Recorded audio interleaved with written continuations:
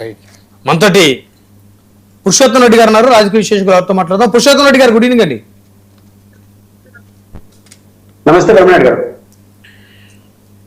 ట్వీట్లు వైఎస్ విజయలక్ష్మి గారికి జన్మదిన శుభాకాంక్షలు తెలియజేశారు నారా లోకేష్ గారు.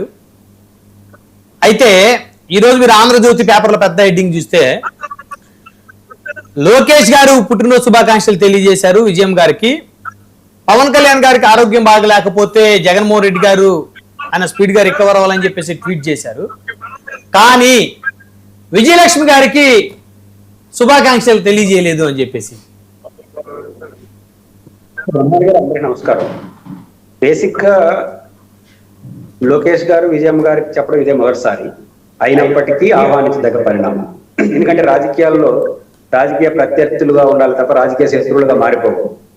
ఆంధ్రప్రదేశ్ లో దురదృష్టవశాత్తు రాజకీయ శత్రుత్వంగా వైసీపీ, తెలుగుదేశం, జనసంఘం ఉంది. ఇది మంచి పరిణామం కాదు. రాజకీయంగా విభేదించుకోవడం వేరు, శత్రువుగా మారడం వేరు. కాబట్టి రాజకీయ విభేదం స్థాయికి మళ్ళీ రావాలంటే ఇట్లాంటి అకేషన్స్ లో చేయడం మంచిదే. లోకేష్ గారికి అతను ఎప్పుడు లేకపోయినా ఫస్ట్ టైం చెప్పినా కూడా ఆహ్వానించదగ్గ పరిణామమే. అతను రాజకీయ కారణం ఉంటుందంటే ఉంటుంది. ఈ మధ్యకాలంలో తల్లి కొడుకుల మధ్య విభేదాలు, ఈ వ్యాపారాల లావాదేవీల సమస్య వచ్చినప్పుడు ఇప్పుడు చెప్పడంలో ఏదైనా ఇది ఉంటుందా అని కూడా అనుకోవచ్చు. అనుకున్నా పర్వాలేదు, మంచి పరిణామం. అట్లా జగన్ గారు పవన్ కళ్యాణ్ గారికి చెప్పడం కూడా స్వాగతించాల్సిన విషయం. ఎందుకంటే ఇప్పుడు ఇదే కాదు, పవన్ కళ్యాణ్ గారు జగన్ గారికి శుభాకాంక్షలు చెప్తారు, జగన్ గారు పవన్ కళ్యాణ్ గారికి బర్త్డే శుభాకాంక్షలు చెప్తారు.